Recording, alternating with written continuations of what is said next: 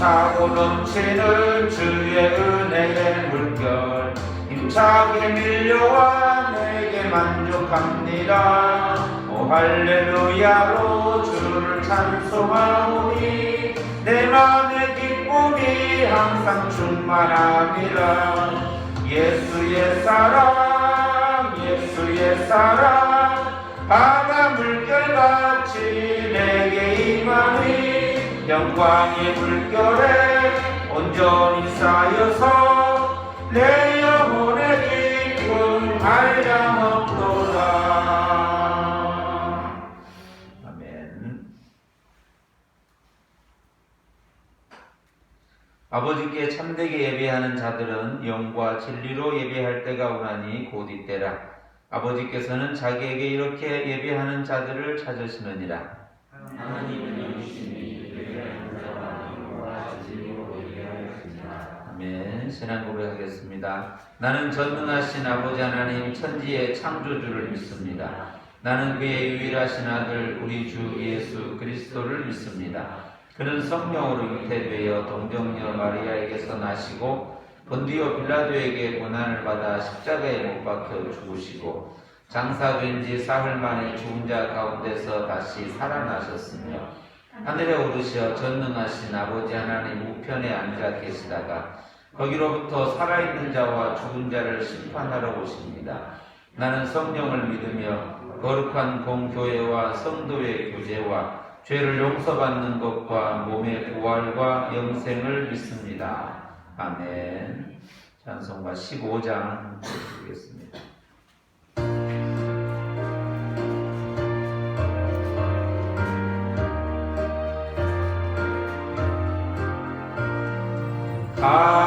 하나님의 크신 사랑 하늘에서 내리사 우리 맘에 항상 계셔 온전하게 하소서.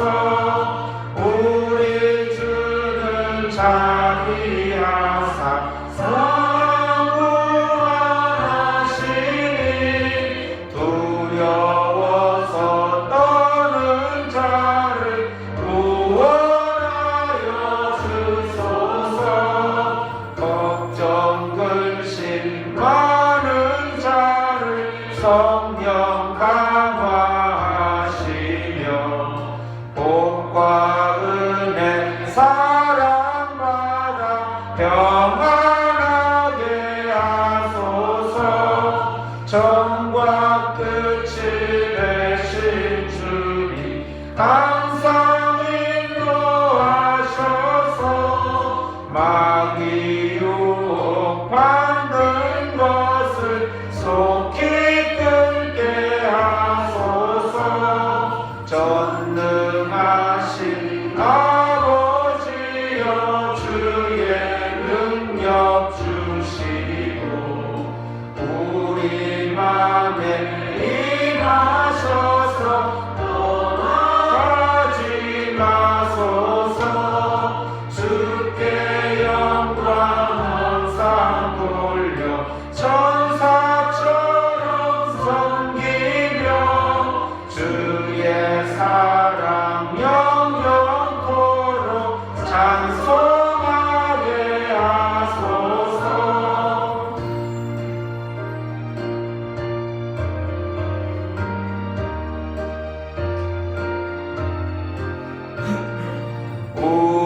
우리들이 거듭나서 의미 없게 하시고 주의 크신 구원받아 온전하게 하소서. 영광에서 영광으로 천국까지 이르러 크신 사랑 감격하여 경배하게 하소서. 아멘. 이 시간 벽성모 완수 집사님께서 기도 인도하시겠습니다.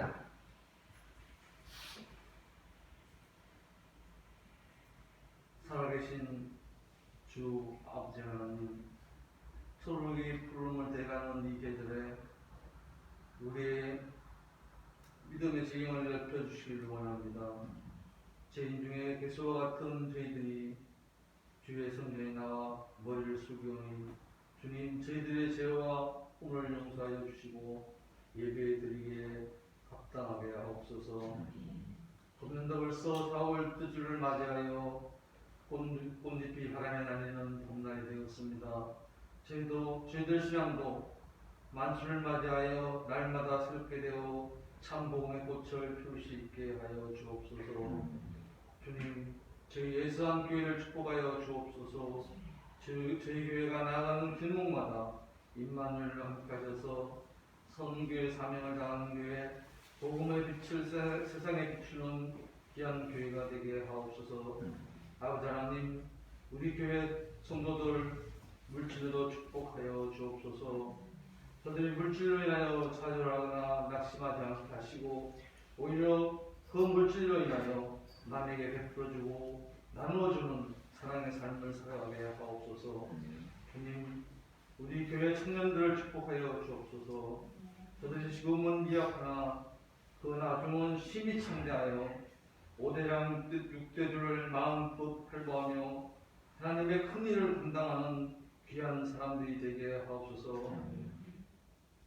아버지, 사랑하시는 종 우리 목사님을 건강으로 축복하여 주시고 그의 하는 모든 일이 통통하게 하시고 날마다 성령의 두루마기를 입혀 주옵소서. 아버지 하나님, 한국 기독교가 코로나 증후군으로 인해 오히려 새로움을 모색하고 변화되어 가게 하옵소서. 이제 한국 기독교가 오직 예수로 오직 복음으로만 나아가게 하옵소서. 주님, 이 나라 이 민족을 축복하여 주옵소서. 특별히 북한 우리 동포들을 불쌍히 여겨 주옵소서. 그들에게도 하루속히 자유를 허락하셔서 마음껏 목청을 열어 찬송하며 기도할 수 있게 하옵소서. 이 시간 목사님 선포하시는 하나님의 말씀에 저희들이 아멘으로 하나갈 수 있게 저희들의 귀를 열어주시고 마음을 열어 주옵소서. 또한 이 말씀의 뜻이 이 어려운 시기에 세상에 나가 살아가는 저희들의 인생 도중에 귀하게 쓰이는 생명의 뜻이 되게 하옵소서. 아빠 아버지, 이 시간 저희에게는 기쁨의 시간이 아버지께는 영광의 시간이 되게 하옵소서. 예수님 이름으로 기도드리옵나이다. 아멘.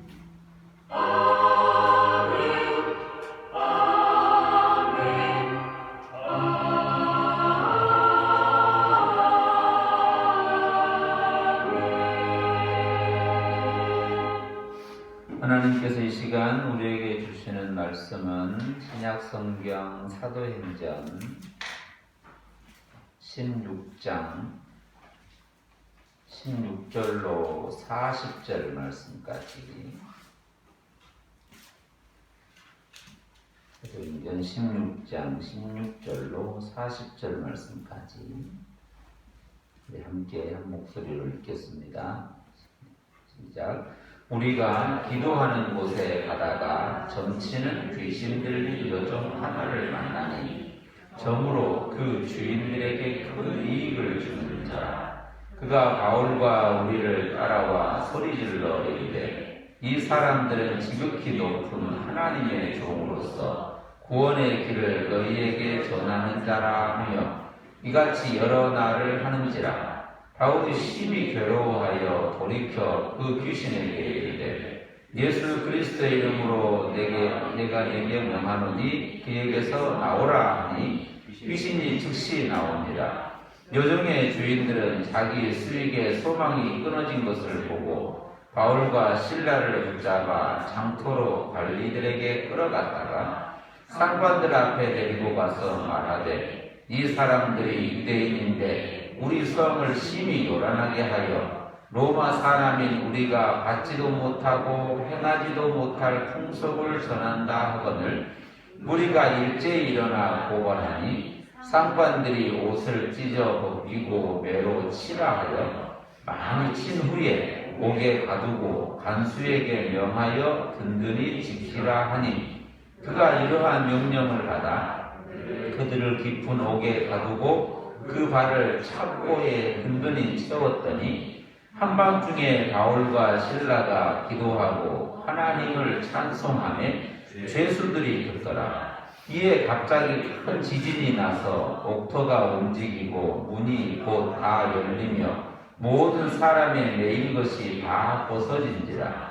간수가 자다가 깨어 옥문들이 열린 것을 보고 죄수들이 도망한 줄 생각하고 칼을 빼어 자결하려 하거늘 바울이 크게 소리질러 이르되 내 몸을 상하지 말라. 우리가 다 여기 있노라 하니 간수가 등불을 달라고 하며 뛰어들어가 무서워 떨며 바울과 실라 앞에 엎드리고 그들을 데리고 나가 이르되 선생들이여 내가 어떻게 하여야 구원을 받으리까 하거늘 이르되 주 예수를 믿으라. 그리하면 너와 내 집이 구원을 받으리라 하고 주의 말씀을 그 사람과 그 집에 있는 모든 사람에게 전하더라. 그밤 그 시각에 간수가 그들을 데리고 그 맞은 자리를 씻어주고 자기의 온 가족이 다 세례를 받은 후 그들을 데리고 자기 집에 올라가서 음식을 차려주고 그와 온 집안이 하나님을 믿음으로 크게 기뻐하니라. 날이 새매 상관들이 부하를 보내어 이 사람들을 놓으라 하니 간수가 그 말대로 바울에게 말하되 상관들이 사람을 보내어 너희를 놓으라 하였으니 이제는 나가서 평안히 가라 하거늘 바울이 이르되 로마 사람이 우리를 죄도 정하지 아니하고 공중 앞에서 때리고 옥에 가두었다가 이제는 가만히 내보내고자 하느냐? 아니라 그들이 친히 와서 우리를 데리고 나가야 하리라 한데 부하들이 이 말을 상관들에게 보고하니 그들이 로마 사람이라 하는 말을 듣고 두려워하여 와서 권하여 데리고 나가 그 성에서 떠나기를 청하니 두 사람이 옥에서 나와 루디아의 집에 들어가서 형제들을 만나보고 위로하고 가니라. 아멘. 할렐루야. 오늘 본문의 말씀은 우리가 지난번에 바울이 바나바더러 우리가 다시 가서 형제들이 어떡한가 방문하자 하고 이렇게 제안하는 것을 통해서 시작된 소위 2차 전도 여행이라고 하는 것의 과정의 내용입니다. 내용. 그러니까 15장 36절부터 쭉 시작된 내용에 있습니다.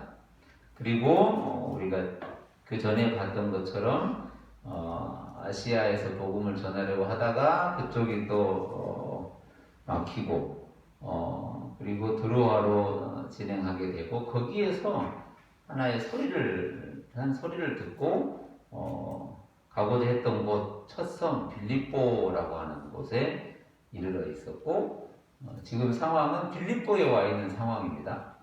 저희는 지금 빌립보에 와 있어요. 그런 또 왕 그 필리포스라는 왕의 이름을 따서 지어진 그 나라잖아요. 마케도니아. 그 지역에 빌립보성이라고 하는 지역에 와 있는 거예요. 우리가 어디에 왔는지는 좀 기억을 하고 가죠. 그리고 거기에서 이제 루디아라고 하는 지난 시간에 봤던 루디아라고 하는 그 염색해가지고 옷을 염색해서 살아가는 그 여인의 집에서 머무르고 있었고 그리고 이제 거기가 이제 머무르는 장소가 됐죠. 그 루디아 집이 어떻게 보면 가정이 출발한 교회라고 하기도 하고 또 가정 공동체라고 하기도 하고 이런 모습으로 이제 루디아라고 하는 그 지역의 한 여인의 집에 있는 거죠. 그리고 그 가정에서의 시작이 우리가 지금 얘기하고 있는 지금 우리가 여기서 이렇게 살펴보고 있으면 온 어떻게 보면 그 유럽, 서양, 그리고 예루살렘, 또 안디옥, 또 로마 이렇게 큰 틀에서의 그 기독교가 이렇게 크게 만나는 유럽과 크게 만나 보이질 않죠. 이제 가정에서 시작된 작은 겨자씨만한 조그만한 건데 보이진 않잖아요. 그런데 지금에서 보면 크게 만들어진 그 봄이잖아요. 봄이 기독교의 영역이라고 하기도 하고 사람들이라고 하기도 하는 그렇게 이렇게 모양이 다르잖아요. 거기에서 지금 있었던 사건인데 거기에서 이제 오늘 16절은 이렇게 시작을 하는 거예요. 그 바울과 실라라고 하는 그리고 누가라고 하는 이런 사람들이 그 루디아 집에서 머무르면서 잠시 나오는 거죠. 어디로 가냐면 16절에 보면 우리가 기도하는 곳에 가다가 이렇게 이제 시작을 하는 거예요. 기도하는 곳에 특별하게 그날만 내가 딱 기도하러 간다 이렇게 생각하고 보기도 하겠지만 늘상 가는 시간이에요. 늘상 가는 시간, 언제나 가는 시간, 가는 곳, 가는 장소이기도 하고 또 너무나 자연스럽게 가는 곳인 거죠. 오늘도 거기에 머무르는 그 시간에도 그렇게 그곳을 갔던 곳에 기도하는 곳에 가다가 이렇게 이제 얘기하는 거예요. 그러면 이제 보통 우리가 이런 얘기를 또 하면 생각을 하는 거죠. 기도하는 장소가 반드시 필요하다 이렇게 또 기도하는 장소에 또 꽂힐 수가 있어요. 그래서 집에 가서 기도하는 장소를 꼭 만들으라고 또 해가지고 또 장소를 만들기도 하고 그게 틀렸다는 얘기는 아니지만 그렇게 어떤 하나를 정하라고 만들어진 게 아니라 그의 삶의 일상이 하나하나가 그렇게 기도하는 시간을 갖기도 하고 또 생각하기도 하고 또 어느 곳을 가기도 하고 또 그 간 곳 자체를 기도하는 처소로 생각하기도 하고 그런 어떤 자연스러움을 봐야 되는데 이게 너무 특별하게 정해버리면 다른 것들이 너무 또 아무렇지도 않은 것처럼 우리의 일상 전체 안에서 하나는 일상을 얘기하려고 하는 것으로서의 중요함이 있는 것이지 이거 다 필요 없으니까 요거는 중요하다라고 말하려고 하는 건 아니라는 거죠. 그런 측면에서 이분들은 항상 기도하는 장소를 어디다 만들어 놓고 거기 꼭 하고 이렇게 생각하기보다는 우리의 삶의 자연스러운 신앙의 모습을 이렇게 글 속에서 보는 거예요. 특별한 걸 쓰려고 한 건 아닐 거 아니에요. 그거 속에서 가다가 때로는 막혀서 어느 길로 가게 되고 그곳으로 왔는데 그 루디아라고 하는 또 성령의 마음을 열어서 그 말씀을 듣게 함으로 그 과정에서 예배가 이루어지고 공동체가 만들어지고 교회가 되어지는 이런 모습들을 보는 거죠. 그 성령이 어떻게 우리 삶 속에서 행하시는가를 느껴보는 거예요. 이런 걸 보면서 너무 빠르게 여러분도 기도하는 처소를 꼭 만드세요. 안 만들면 큰일 납니다. 막 이렇게 가버리면 대부분이 또 그렇지 못하는 상황에서 다 있는 것이 별거 아닌 것처럼 돼버리는 거죠. 여러 곳이 있어가지고 꼭 정할 수 있는 분에게는 좋지만 그렇지 못한 분은 어떻게 해서 뭔가를 막 만들어내야 되고 하지 않으면 큰일 나고 그런 게 발전되면 더 많이 그렇게 나아가다 그런 것들을 하나씩 이렇게 또 만들어 어떻게 하지 않으면 안 된다고 나아가다 보면 궁극적으로 어디까지 가게 되냐면 좀 어려운 얘기로 힘든 얘기로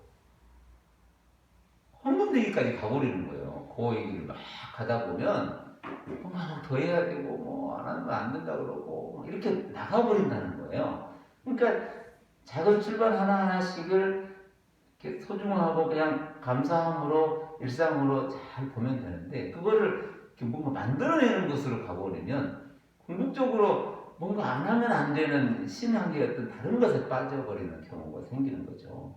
그런 면에서 이렇게 기도하는 곳에 가다가 그날에는 어떤 여인을 또 만나게 되는 거잖아요. 점치는 귀신 들린 여종 하나를 만나게 되고 그 만남 가운데서 이 뒤에서 쓰는 거니까 그 뜻을 몰랐을 거 아니에요. 그 일행들이 그 여인이 그러하다는 걸 몰랐을 거 아니에요. 그냥 한 여인을 만난 거니까. 그런데 뒤에서 이제 글을 쓰니 그가 누구였는지 알고 쓰는 거잖아요. 그 사람이 귀신 들려 있었는데 주인에게 큰 이익을 주는 사람이었다라고 하는 것을 나중에 알게 되는 거잖아요. 그런 얘기를 이제 써가는 거예요. 이제 데오빌로에게 쓰고 우리에게 하나씩 써가는 중이에요. 점을 친다고 하고 뭔가를 맞춘다고 하고 미래를 얘기해 준다고 하고 여러 가지 어떤 것으로 인해서 그는 그렇게 살아가는데 그 이익들이 전부 그로 인하여 가져온 어떤 이익들이나 필요한 것들이 다 다른 사람이 가져가 버리는 걸로 사용됐다는 거잖아요. 그게 큰 이익을 취하는 도구가 되고 있는 거죠. 어떤 거에 매여가지고 어떤 것에 붙들려가지고 자기가 원하고 생각하는 바가 아닌 뭔가 다른 것에 있어서 그 고통 가운데 있는 그가 도구가 되어 누군가에게 이익을 취하는 문제가 되어버리는 여인을 만난 거죠. 그가 계속 와서 만날 때마다 그 만난 이후 때마다 그때 그 시간에 갈 때마다 꼭 와서 이렇게 소리를 지르는 거죠. 17절에 보면 그가 바울과 우리를 따라와서 소리 질러 이르되 이 사람들은 지극히 높은 하나님의 종으로서 구원의 길을 너희에게 전하는 자라. 되게 좋은 말이잖아요. 또 이 사람들은 지극히 높은 하나님의 종으로서 구원의 길을 너희에게 전하는 자라. 이렇게 말하니까 이걸 자세히 가만히 보면 뭐 특별히 나쁜 얘기도 아니잖아요. 그런데 그 얘기를 계속 한다는 거잖아요. 18절에 보면 이같이 여러 날을 그렇게 했다는 거예요. 그런데 얼마만큼 했을까? 얼마만큼 한 거를 여러 날 했다고 그랬을까? 바울이 심히 괴로워할 정도로 했다는 거예요. 왜 괴로워했을까? 이게 어떤 말하는 것을 이 문장 내용 글자만 가지고는 모르잖아요. 이것만 딱 떼다가면 요절로도 쓸 수 있을 정도죠. 우리 신문 앞에 걸어놓고 요절로도 쓸 수 있을 정도의 글이잖아요. 그런데 그걸 괴로워했다고 표현을 성경은 하고 있잖아요. 글자가 아닌 그 안에서 나오는 그 마음에서 나오는 그 심정에서 나오는 그게 이거 아니라는 거잖아요. 그를 조롱하고 네가 유대인의 왕이냐? 라고 유대인이 왕이라고 하는 문자는 맞는데 그게 또 그게 아니니까 조롱이 되는 거잖아요. 이런 지금 내용을 갖고 있는 거예요. 이런 소리 많이 듣지 않나요? 저만 듣나요? 예수 믿는다며? 막 이런 얘기 하잖아요. 그럼 기도 좀 해보지? 막 이런 얘기 하고. 근데 예수 믿는데 왜 이렇게 그 모양이야? 뭐 이런 얘기도 하고. 그게 예수 믿는다면서 어떻게 그러니? 이렇게 이제 진심이 아닌 문장은 똑같은데 억양을 바꾸고 소리를 다르게 하면 조롱이 되어버리는 거잖아요. 그런 것으로 인하여 괴로운 거죠. 그 괴로움을 이제 바울이 가졌다라고 성경은 쓰고 있는데 그때 이제 바울이 이렇게 말하는 거예요. 예수 그리스도 이름으로 내가 내게 명하는데 그에게서 나오라. 그를 잡고 있는 그 설명하기 어려울 정도의 그 어떤 강력한 힘, 귀신이라고 표현되어진 그걸 지적하여 그 여인이 당하고 있는 그 고통의 깊이를 보는 거죠. 이것을 또 너무 빠르게 가지고 와서 전부 또 그렇게 하면 조롱하고 비난한다고 전부 또 귀신 들렸다고 막 해가지고 또 이렇게 많은 분들이 있으시잖아요.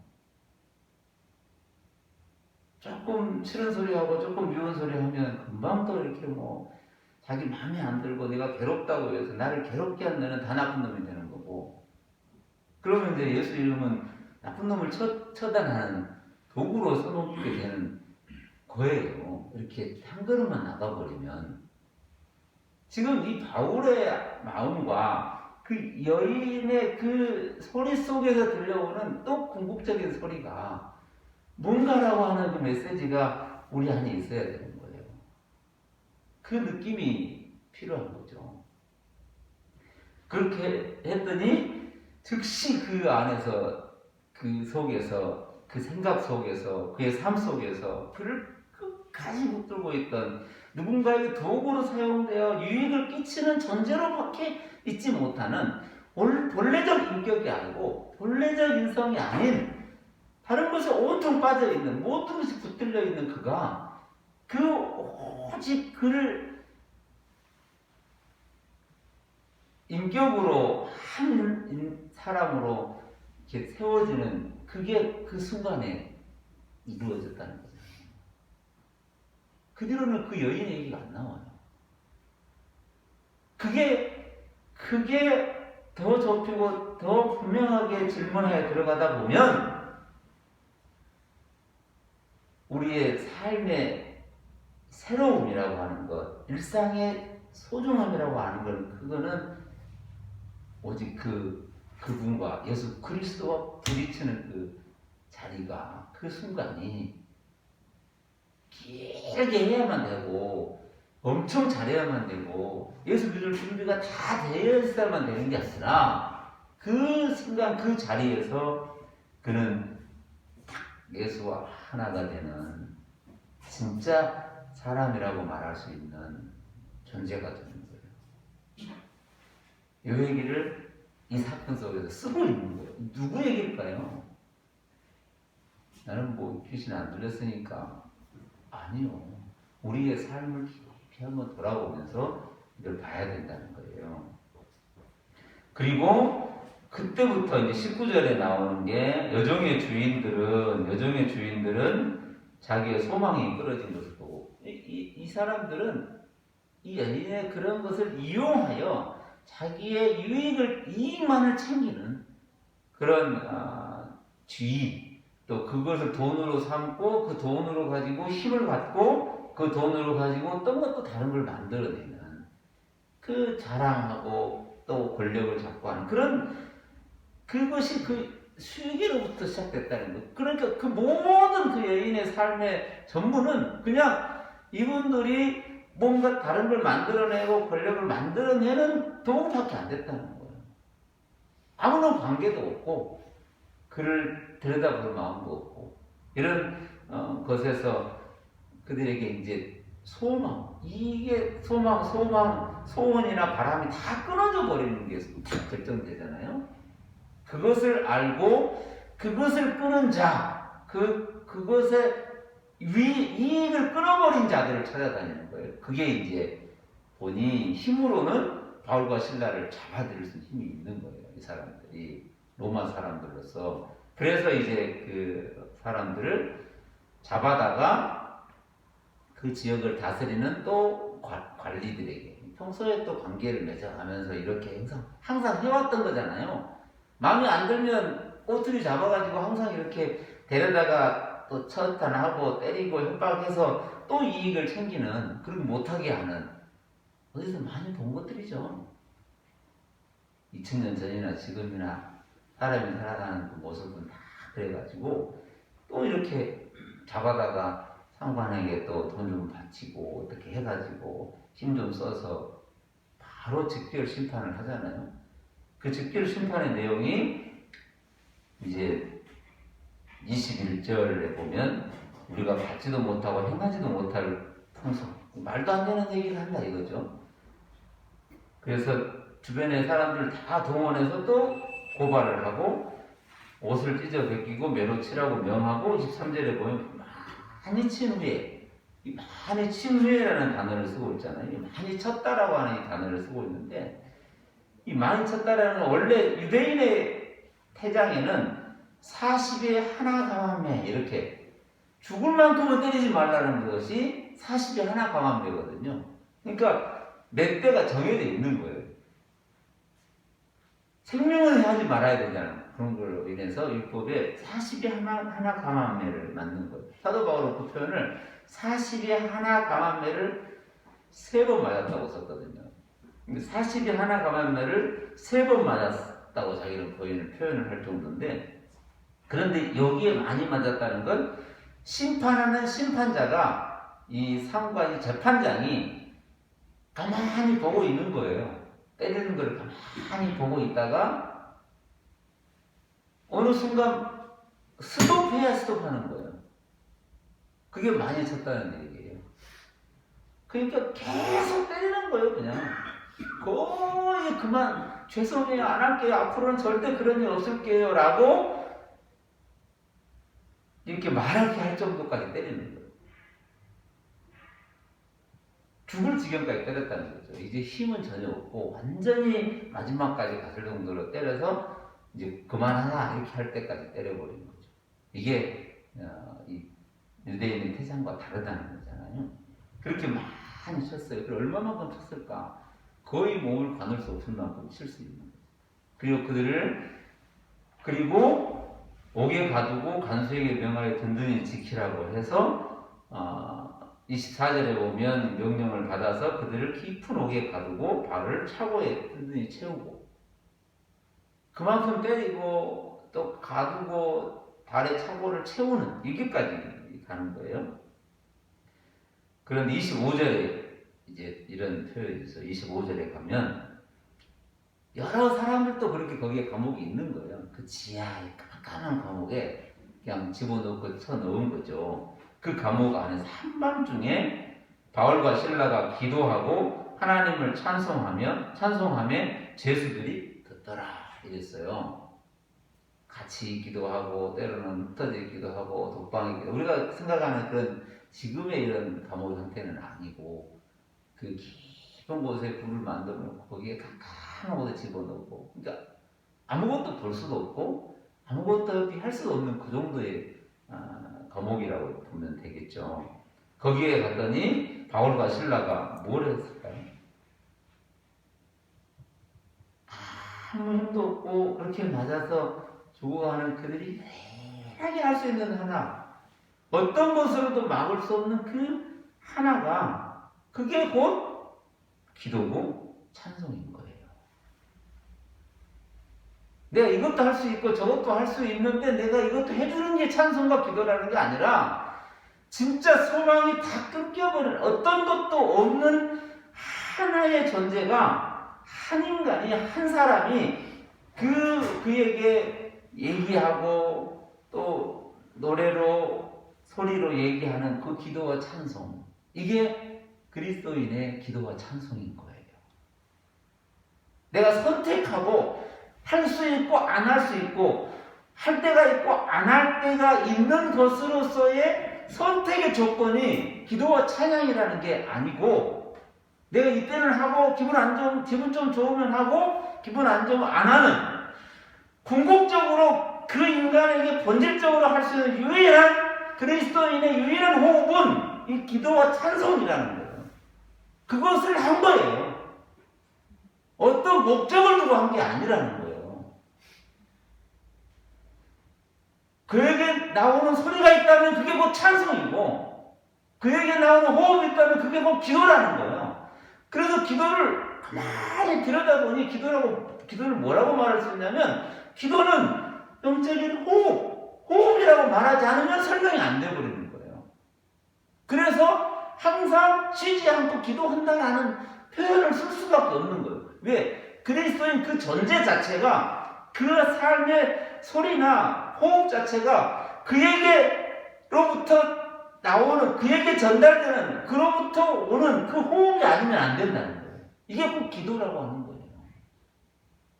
모양과 형태는 달라질 수 있지만 기도가 끊어질 수도 없고 찬송이 끊어질 수 없는 것이 그리스도인의 삶이라는 거예요.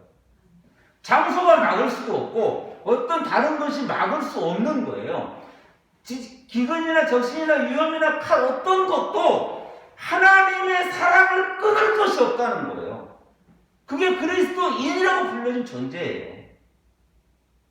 내가 뭔가를 더하면 하는 것 같고 안 하면 못하는 것 같은 게 아니고, 내가 그리스도로 불려진 그리스도인으로 있는 존재는 이 기도와 찬양, 예배가 그냥 그의 삶 전부인 거예요. 그것을 주일날 딱 드러내서 보여주는 걸 주일 예배라고 부르는 거예요.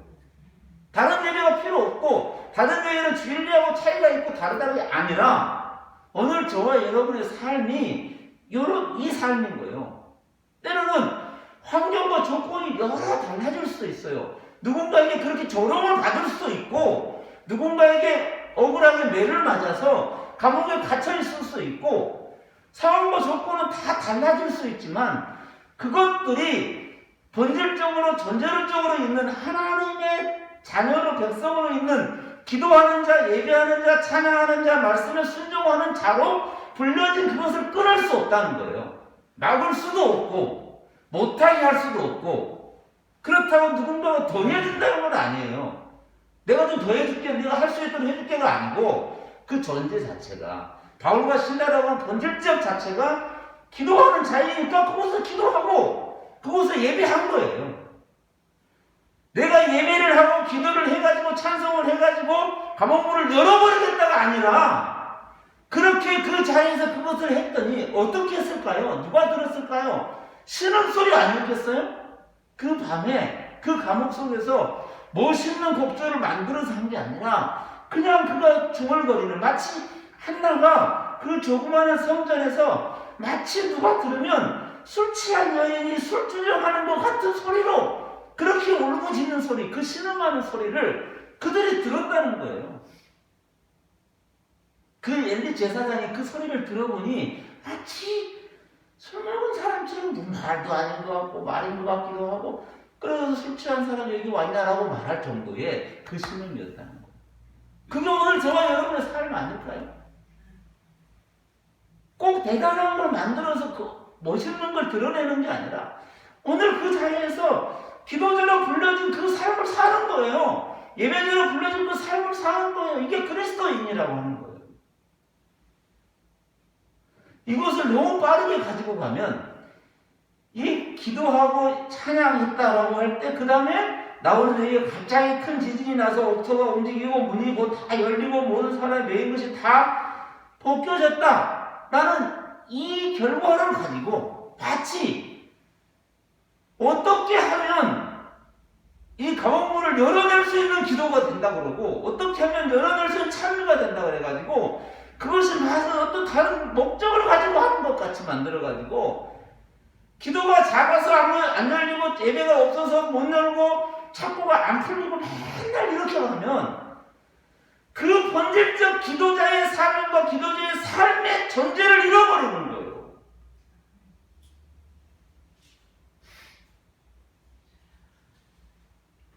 나를 통해 나타내시는 그 하나님의 놀라운 역사를 잃어버리는 거예요. 어디에 저와 여러분은 지금 시선이 머무를까요? 기도하고 찬송했더니 옥문이 열려서 옥문이 열리는 쪽으로 계속 이걸 만들어내는 걸로 갈까요? 이 본문의 말씀 가운데 너무 빠르게 빠져버릴 공간이 여기예요.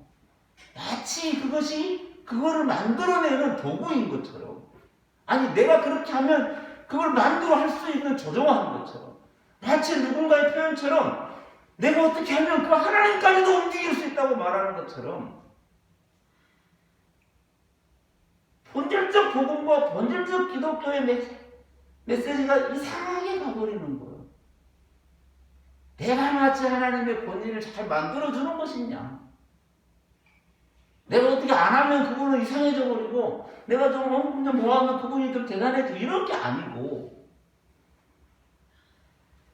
우리는 그 일상의 호흡, 신음소리 그게 찬양이 되고 그게 되는데 우리의 삶이 이렇게 만들어져가고 다시 일어나 걷게 되는 그 모든 것들이 요행이 아닐까요? 마치 상상할 수도 없는 사건, 이해할 수도 없고 표현할 수도 없는 정말 어떻게 보면 그 그리스도인의 한 사람의 그 간절한 마음의 소원과 그것이 예배가 되고 찬양이 되어 올려지는 그것이 더 깊은 곳까지 가보면 그 한 사람의 그 간절한 그 마음의 바람이 정말 오늘 우리의 삶 저 전부를 운행해 가시는 하나님의 섭리의 기적이 아닌가 하는 거예요. 왜 일상이 기적이 되지 못하는가? 왜 오늘 우리가 호흡하고 살아가는 게 기적이 되지 못하고, 왜 눈에 보여지는, 왜 나는 착고가 안 풀리고, 왜 나는 감옥문이 안 열리고, 왜 나는 수많은 사람들이 존경할 만큼 대단하지 되지 못하고, 그들에게 폼 좀 잡을 수 있는 거 하나도 없고, 연약하고 모자란 것으로서 언제나 이렇게 있는 것처럼 보이는가?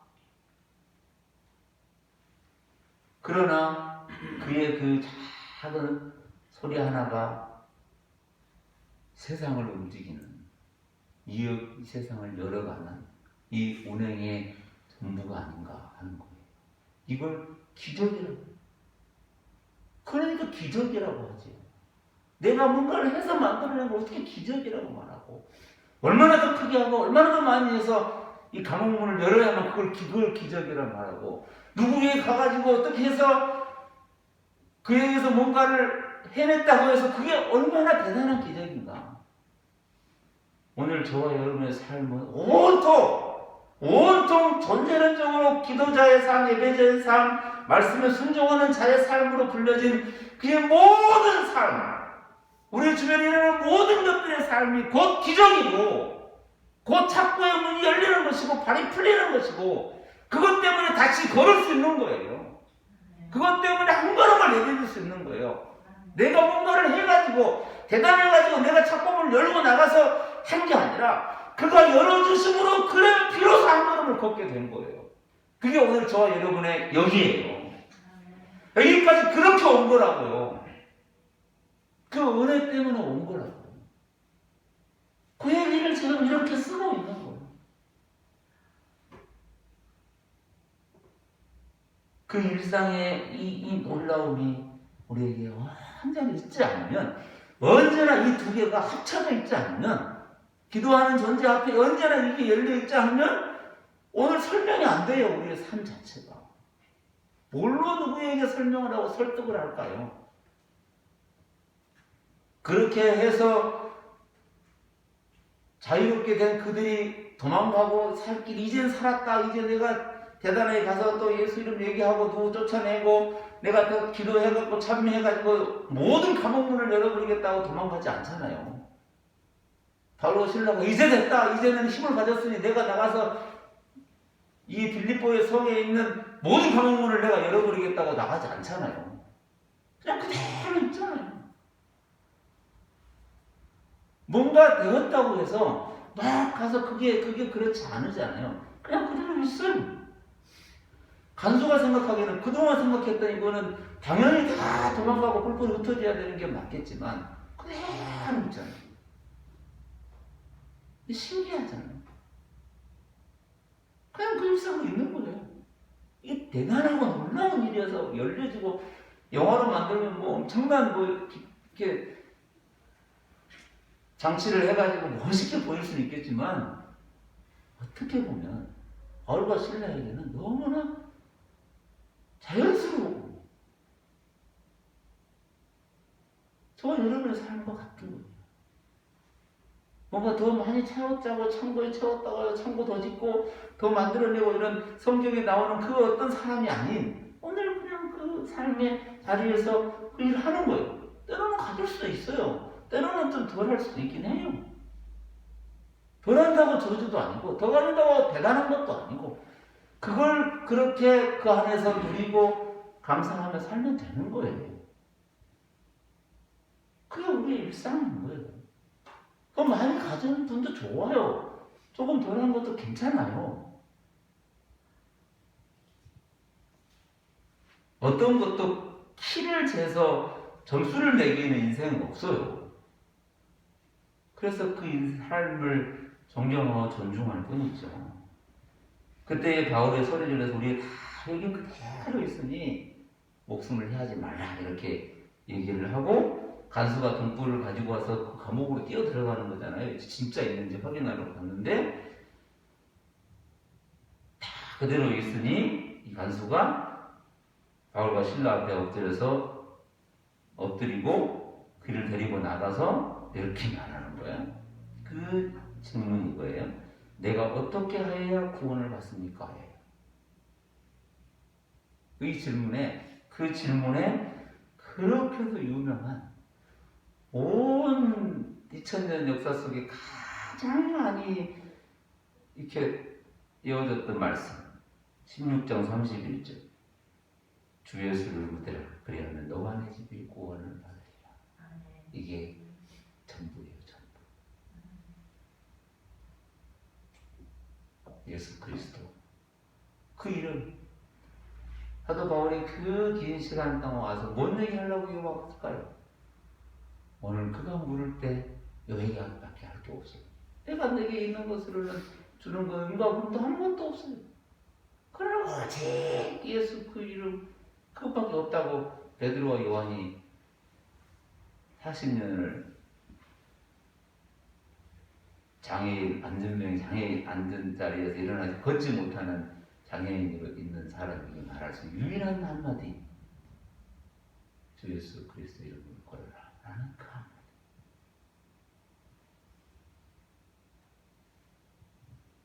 저와 여러분에게 막 한다 그러면 예수님이 당신의 삶의 전부이십니다 라는 말밖에 할 게 없어요. 그리고 그와 함께 가서 말씀을 나누고 간수들은 그 밤 시각에 그들을 데려다가 그 맞은 자들을 씻어주고 자기와 온 가족이 다 세례를 받고 이게 지금 글로 써 있어서 이렇게 감동이 없지. 그게 하나님 생각해 보세요. 유일하게 간수가 그 긴 시간 동안 그 일을 해오다가 지금 유일하게 하나님 물어보고 싶었던 게 이거였을 거예요. 어떻게 해야 되냐? 어떻게 하는 게 맞냐? 내가 뭘 더 해야 되냐? 거기서 뭘 더하고 말고를 얘기하지 않고 오직 너가 구원받는 그 유일한 건 예수 그리스도의 그 이름 그리고 그 이름으로 믿어지는 것 이것이 복음이라고 하는 것. 그것이 오늘 이 말씀 가운데 있는 거예요. 그리고 그 집안이 함께 기뻐하고 믿음으로 크게 기뻐했다라는 단어가 있고 그 뒤에 35절부터 이제 또 다른 얘기가 등장 안 하죠. 상관들이 이제는 보내서 내보내라고 말하고 그랬더니 그때서야 바울이 우리가 로마인인데 이렇게 할 수 있냐라고 한마디 하는 거죠. 그랬더니 놀래가지고 이게 로마인에 대한 처벌은 이렇게 하면 안 되니까 도리어 큰일 나니까 없었던 걸로 덮고 이렇게 하자고 와서 얘기를 하고 그게 바울이 로마인의 자리를 자랑하려고 했다 이런 얘기가 아니라 그가 그에게 말하고 싶었던 게 있는 거예요. 그리고 그가 드러내고 싶었던 그 하나를 얘기하고 싶었던 거죠.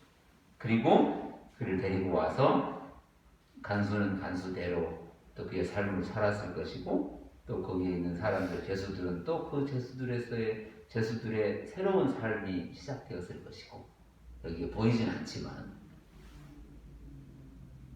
그리고 이제 여기서 떠나달라고 청하니까 40절에 두 사람이 옥에서 나와 루디아의 집에 다시 들어가죠. 이게 루디아 집에 나와가지고 여인 만나부터 쭉 지나가는 긴 여러 날 동안 지나서 딱 다시 돌아온 게 어디예요? 루디아의 집이에요. 거기 와서 뭘 할까요? 위로하고 갑니다. 이게 일상입니다. 사도 바울의 삶. 오늘 저와 여러분의 오늘이 만남. 누군가 연약하고 약해 있으면 그의 아픈 곳을 싸매주기도 하고 그를 돌봐주는 것도 가족이 되기도 하고 이웃이 되기도 하고 교회가 되기도 하고 그것이 오늘 우리의 삶이에요. 이렇게 살아가는 거. 교회는 대단한 것이 아니고 그 삶을 그렇게 일상 속에 살아가는 사람들의 공동체예요. 그냥. 대단한 것을 만들어내는 어마어마한 기업도 아니고 대단한 복지기관도 아니에요. 그건 당연히 할 일이에요. 그런 건 있으면 당연히 나누고 베풀어서 그 연약함을 채워주는 치료해주는 그런 건 당연한 거예요. 그가 예수를 믿는 사람이냐 안 믿는 사람이 구분할 것도 없어요. 그걸 당연히 할 뿐이에요. 우리의 삶도 마찬가지고 당연히 하는 그것이 오늘 저와 여러분의 복음이에요. 저와 여러분의 복된 삶입니다. 그 얘기를 이렇게 큰 상황 속에 쓰고 그것 속에서 온 기독교 역사 속에 딱 한 문장으로 말할 수 있는 그 한 문장이 거기서 나오잖아요. 그 안에서. 저와 여러분의 삶에서 그 소중한 복음, 그 은혜와 기쁨과 사랑과 나눔과 봉사 다 나오잖아요. 여기 안에서 지금 우리가 쓰고 있는 전부가. 그게 오늘 저와 여러분이 오늘 이 자리가 그렇고 앞으로도 마찬가지예요. 지금까지도 그래왔고 저는 이 말씀을 이렇게 읽고 덮으면서 다 하나가 생각난 게 사도 바울과 실라가 드로아에서 그 어떤 소리를 들었다고 했잖아요. 건너와서 우리를 도와달라 라는 그 드로아의 환상이라고 하기도 하고 드로아의 비전이라고 하기도 하고 이렇게 표현도 쓰는데 뭐 거창하게 쓰기도 하죠. 그런데 거기에서 들었던 그 한 사람 와서 우리를 도와달라고 하는 그 한 사람이 지금 이들이었다는 거예요.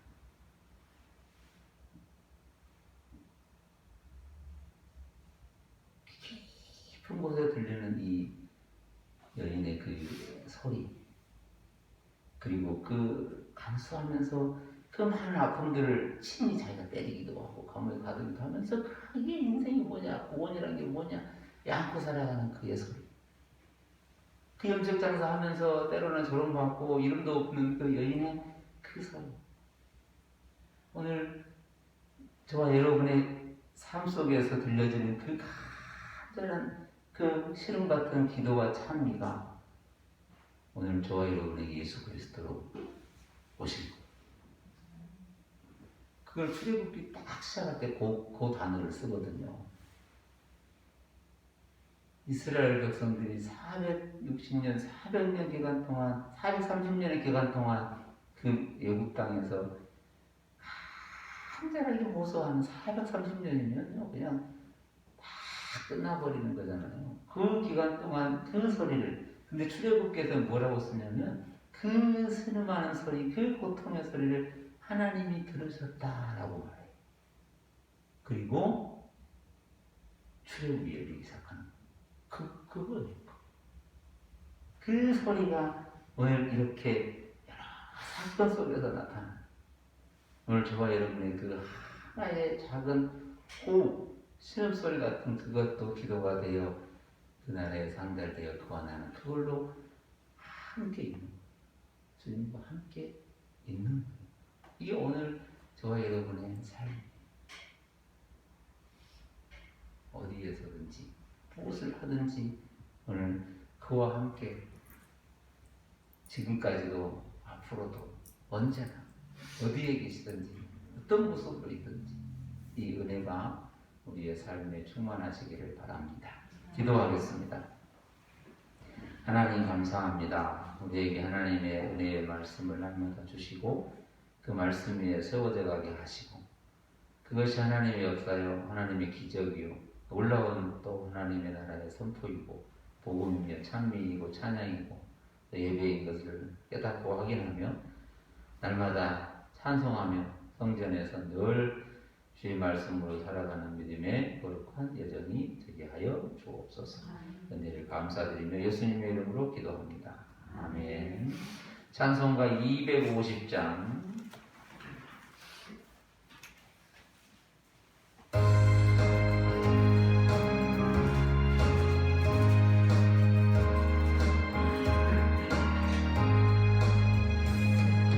구주의 십자가 보혈로 죄 씻음 받기를 원하네 내 죄를 씻으신 주 이름 찬송합시다 찬송합시다 찬송합시다 내 죄를 씻으신 주 이름 찬송합시다 죄악을 속하여 주신 주 내 속에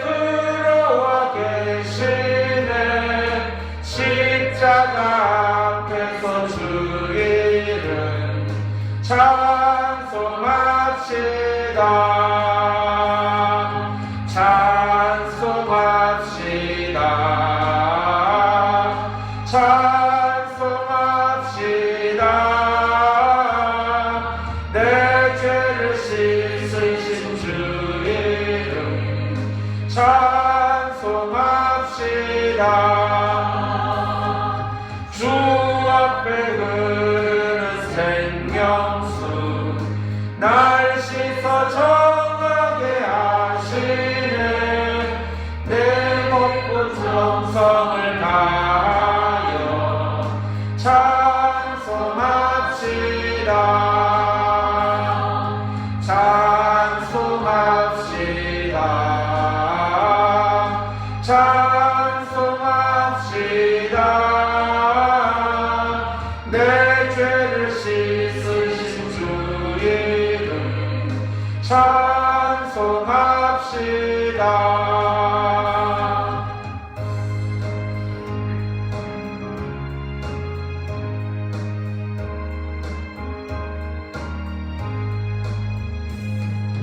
내 주께 회개한 영혼은 생명수 가운데 젖었네. 그 먹고 순전한 주 이름 찬송합시다. 찬송합시다. 찬송합시다. 내 죄를 씻으신 주 이름 찬송합시다. 아멘. 기도하겠습니다. 우리의 삶에 쉼 없이 흐르는 그 생명수 가운데 살아가게 하시고 주의 이름으로 우리의 모든 삶을 새롭게 구원받은 백성으로 살아가게 하심을 감사합니다.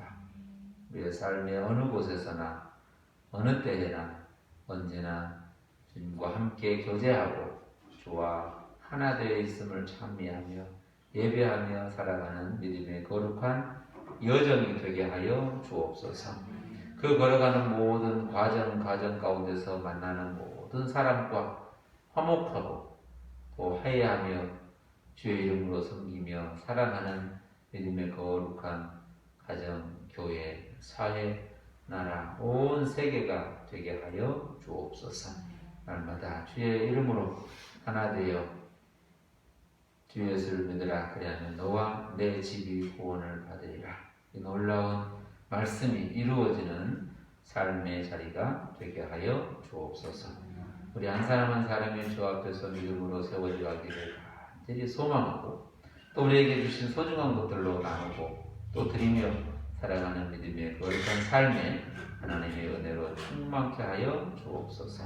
연약한 지체들을 붙들어 주시고 주님과 함께 어디에서나 평강으로 샬롬으로 은혜로 인도하여 주시옵소서. 여러 가지 어려움 중에 고통 중에 있는 여러 사람들 가운데 또 경제적으로나 또 여러 가지 상황적으로나 기도하며 또 주님을 의지하는 모든 사람들 가운데 새로운 출발, 새로운 시작이 되는 믿음의 한 날 한 주가 되게 하여 주옵소서. 우리를 날마다 그렇게 친히 인도해 가시는 하나님의 은혜 안에 감사드리며 사랑 많으신 예수님의 이름으로 간절히 기도하옵나이다. 아멘. 교회 소식은 주보를 참고해 주시고 오늘은 부활주일 이후 첫 주일입니다. 그래서 주보 안쪽에 보시는 대로 일상소 그리스도인으로 살아가는 그 실천들을 보시면서 이전 것은 지나갔으니까 새롭게 하셔도 됩니다. 앞에 거 하시다가 뒤에 거 못 하시면 또 못 가시니까 그냥 오늘 있는 대로 걸어가시면 돼요. 이걸 마치 그냥 삶을 걸어가는 그 징검다리, 길을 걸어가는 좋은 그 돌다리 그런 걸 생각하시면서 굳이 뭐 뒤에 것도 밟으러 갈 건 없잖아요. 그냥 있는 대로 이렇게 밟고 가시면 됩니다. 편안한 마음으로 하시면 됩니다. 일상이라고 하는 그 한자도 보시면 그 예쁘잖아요. 진짜 일상 같죠? 한자를 보고 있으면 일상 같다고 그래요. 하루 해가 떴다가 또 졌다가 이런 일상. 그런 가운데 살아가시고 코로나가 조금 더 어렵다고 합니다. 더 많은 배려와 관심으로 이웃들을, 가족을 돌아보시기를 바랍니다. 그 주보 안쪽에 보시면 그냥 이번 주부터 요 몇 장 안 될 것 같아요. 요 얘기가 끝날 때까지 한번 이게 쭉 써보려고 그랬는데 작은 것, 작게 봐야 전체가 보이는, 전체를 보려고 하니까 안 보이잖아요. 작게 보면 전체가 보이는. 근데 그게 놀라운 이 책이에요. 세계를 아무리 보려고 해도 못 보는 거예요. 그래가지고 좁게 봐서 공동체 마을로 보잖아요. 세계를 마을 공동체를 할 정도니까. 세계에 100명이 딱 산다고 하자. 63억, 이게 1990년도에 나왔다 그래요. 그때 63억이 지금은 73억 좀 된다 그래요. 그러니까 90년에 나왔던데 딱 100명으로 줄여서 보자. 이게 미국 환경학자 도넬라 메도스 2001년도에 작고하셨는데 이분이 신문에 칼럼을 썼다고 그래요. 이거를 일본 이렇게 분이 번역해서 또 쓰기도 하고 이분이 온 저자인데 그 내용 좀 한번 읽어보시면 느낌이 달라요. 세계가 딱 100명이라고 치자 이렇게 딱 줄여서 말하니까 확 보여요. 이렇게. 그러면 우리의 삶도 딱 하나로 이렇게 줄여서 보면 전체 하나님의 섭리가 보이듯이 그런 느낌이 있어요. 이걸 암기하라고 드리는 건 아니고 한번 좀 읽어보시라고. 다음 주에는 그 뒤에 이번 주 일부 제가 쓴 건 아니고 쓴 걸 이렇게 가져와서 넣은 겁니다. 보시면 좋겠습니다. 1장 찬송하면서 우리 예배 마치도록 하겠습니다.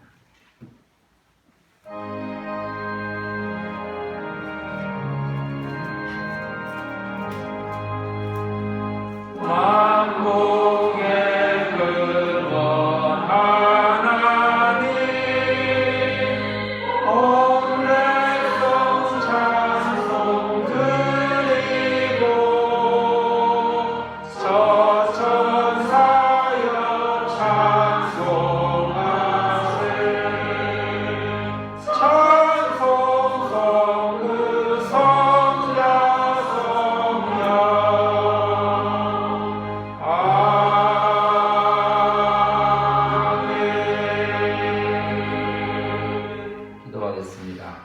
지금은 우리 주 예수 그리스도의 은혜와 하나님 아버지의 크신 사랑과 성령의 교통하심이 오늘도 우리의 작은 곳, 작은 소리, 작은 삶의 자리에서도 하나님의 큰 나라를 드러내시고 우리로 통하여 하나님의 영광을 드러내심을 보며 함께 예배하며 함께 기도하며 찬미하며 살아가는 주의 사랑하는 자녀들 한 사람 한 사람과 그들에게 맡겨진 귀한 삶의 자리가 더 복되기를 소망하는 모든 이들의 삶 가운데 지금부터 영원까지 함께 하옵시기를 간절히 축원하옵나이다.